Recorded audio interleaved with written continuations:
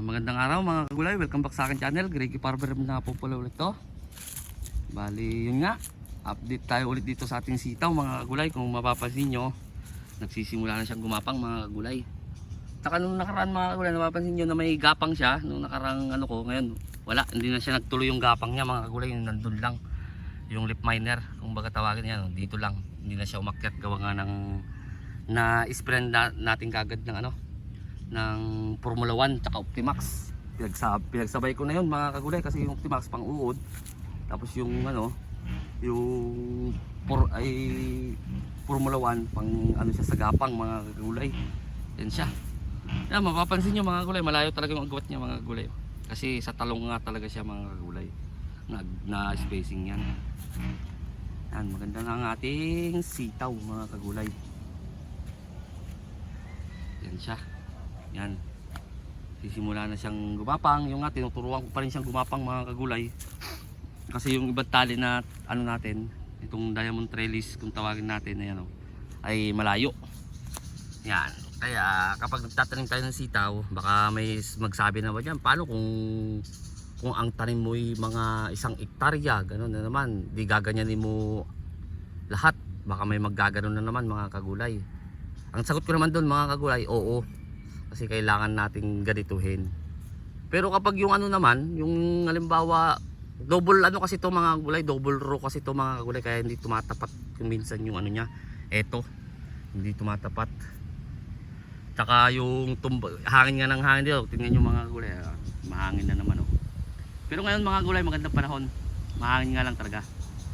Yan, yan siya, pagapangin natin ganyan. Tapos yun dito, siyempre lilinisan natin yan, pero ang nakataw ka dyan, yung aking asawa mga kagulay, siyang magkaganyan. Yan. Taba rin siya mga kagulay, hindi rin siya ano. Yan, mapapansin nyo. Emerald to mga kagulay, ulitin ko. Emerald na variety, wala nga kasing makisig. Ayan, kung naririnig nyo yung hangin mga kagulay, hindi pa yan yung hangin talaga mga kagulay na ang mahal dito. Ayan yung pinanggalingan ng ampalaya. Ayan nga, i-update ko nga pala kayo dito mga kagulay, dito sa pinanggalingan ng ampalaya dati. Kasi hindi na kami magtatanim sa mismong dyan na lupa. Kung bagang iano namin, may singit ko lang mga kagulay kasi itong content na to tungkol dito sa sitaw, pero may singit ko lang dito. Yung pulibag bang tawag doon, basta yung parang paso, yun na yung pagtataniman namin mga kagulay, kaya hindi na namin ilalantrip yan. Bibili na lang kami siguro ng mga ng yung lupa na inano sa mga halaman, mga ganun mga gulay, tapos i-spray na lang namin kung anong dapat i-spray, para ma-process din yung lupa, para maganda rin yung lupa mga gulay. Pero huwag kayong mag-alala mga gulay, update ko kayo dyan kapag gagawin na namin yon. Kasi yun nga, December ngayon, ano bang petsa ngayon? 21 ngayon mga kagulay. Uuwi nga ako ng Ilocos, kasi kaya hindi ko pa siya maasikaso mga kagulay. Ayan. Tapos ang gagawin na lang diskarte mga kagulay, para hindi na namin ganong anuin to, ay doon na rin tatanim, papatong lang doon yung mga kagulay. Basta i-update ko na lang kayo doon mga kagulay kapag ginawa ko yon, para makita nyo rin. Wala akong pinanggayahan noon kung mga kagulay, kumbaga naisip ko lang, ay hindi, bali may pinaggayahan din ako, kasi napapanood ko sa Thailand yata yun, yung mga sili nila, talong nakapaso, yung plastic, yung pulibag nga talagang ang tawag doon mga kagulay. Kaya nakakuha ko ng idea, yun gagawin ko rin siya doon sa ampalaya muna. Kapag maganda-ganda naman ay gagawin natin sa sili, kasi yun lagi ang problema sa sili mga kagulay, yung kapag tag-ulan. Ayun mga kagulay, balik tayo dito sa sitaw natin. Yan ang update sa ating sitaw. Bali mamaya kapag maaraw-araw na talaga, i-sprayan din natin itong mga patubo pa lang na tuntad mo, para walang anuan talaga ng mga insekto. Yan siya. Maganda na rin tingnan yung ating sitaw, lalo kapag ganitong umaga, pagising ng alas 5, diretso ka agad dito mga kulay, nakakawala ng stress. Nakaka-stress kaya ang maggulay mga boss, mga kagulay. Gawa nga ng yung, lalo kapag ano, ganitong mahangin. Pero kapag nakikita naman natin yung mga alaga natin na masigla, nawawala para din kasi itong mga ano, kumbaga anak. Parang anak din natin to, kailangan nating alagaan pagka ano, papalaki, ganun. Kung anong ginagawa natin dun sa anak natin, hindi naman talagang literal na gano'n ang gagawin. Kumbaga yung aalagaan din natin sila para yung gusto nating ano na bunga ay maibigay din nila mga kagulay. Hindi yung itinanim mo na pwede mo na pabayaan tapos maghahanap ka ng bunga na maganda, hindi gano'n mga kagulay. Kaya ang paggugulay hindi basta-basta kung gusto mo maggulay pwede na, kailangan din pag-aralan mga kagulay. Yun ang pagtatanim ng mga ganito. Yan.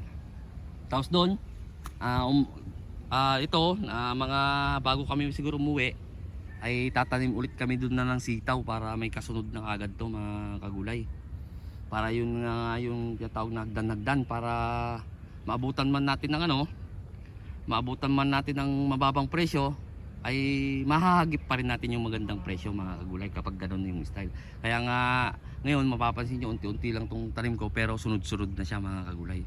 Parang ganun din kasi mga kagulay, kung sinitaw ko lahat to, natsambahan ko ang sitaw na limbawa 20-15, ay di ano, hindi naman lugi, makakaano, pero unti lang ang ano. Hindi katulad nito ng ginagawa ko ngayon na hagdan-hagdan na siya mga kagulay. Mapapang-abot pa rin naman yung harvest niya dun mga kagulay Kumbaga inano lang natin siya, hindi lang natin siya pinagsabay-sabay. Kasi may nagsabi sa akin gano'n nung chat sa akin sa messenger, gumagawa pa daw ako ng vlog, ang uunti naman daw ng tanim ko. Dati marami naman ako tumanim ng talong, 4-5 mga gano'n dati ang tanim ko. Ito, dati ito, 700 plus. Itong ampalaya natin, marami-rami rin na rin yun. Kasi napapaabot ko rin naman ng 900 plus ang binubunga niya. Pero ngayon, doon sa ampalaya na yun, 354 na lang yun mga kagulay, nandun. Tapos yung dito, hindi namin tataniman to ng buo na yan, ng ampalaya mga kagulay. Kung maghahatiin namin, kung ito 700, 350 lang. Pero magkasunod lang ulit siya mga kagulay. Ganun ang gagawin namin. Katulad nito mga kagulay. Ito huminto na, tapos ngayon nag 180 ang ano, hindi na namin naabutan yung 180 ng palaya mga kagulay. Kasi nga walang kasunod. Huminto na dito, tapos magtatanim pa lang doon, walang kasunod. Yun ang ibig sabihin ko mga kagulay. Para kahit na sabihin natin paunti-unti yung tanim natin, pero sunod-sunod, nung walang putol, kumbaga ang harvest ay maganda mga kagulay para mahagip natin. Tips lang yun mga kagulay, kasi yung mga iba ay gusto kagad ng maramihan. Tapos kapag naabutan ng mababang presyo ay mapapanghinaan ng loob. Ganun talaga yun mga kagulay. Kaya yung sa tagal ko na rin, hindi naman napakatagal ko nagtatanim mga kagulay. Kumbaga sa experience ko na lang, mas maganda na lang yung sabihin natin na kahit 1/4 lang. Ito kasi yung sitaw natin mga kagulay, 1/4 yung binili na buto, pero maraming nasobra mga kagulay. 1/4 maraming nasobra. Hindi ko naman pwedeng ipagkasya lahat dyan mga kagulay, kasi yun nga ang plano na hagdan-hagdan na lang, at saka yung kaya naming harvestin na 3.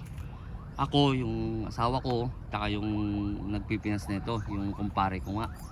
Ayun mga kagulay, para hindi na kami magpatao talaga. Saka yung kaya din namin trabahuin, katulad nito, hindi naman sunod-sunod ang pag-aabono, kaya lang namin mag-asawa mag-abono. Ganun yun mga kagulay. So yung mga kagulay, mahaba ng ating ating vlog. Baka ano na naman sabihin ng iba, kung ano na naman ang nababanggit ko. Sa bago pa lang sa munting channel ko, huwag niyo kalimutan mag-subscribe at click niyo na rin po yung notification bell para updated kayo lagi sa gagawin kong video tungkol dito sa lalo doon sa ampalaya ang gagawin natin doon. Ayun nga, maraming salamat po uli. God bless po sa ating lahat.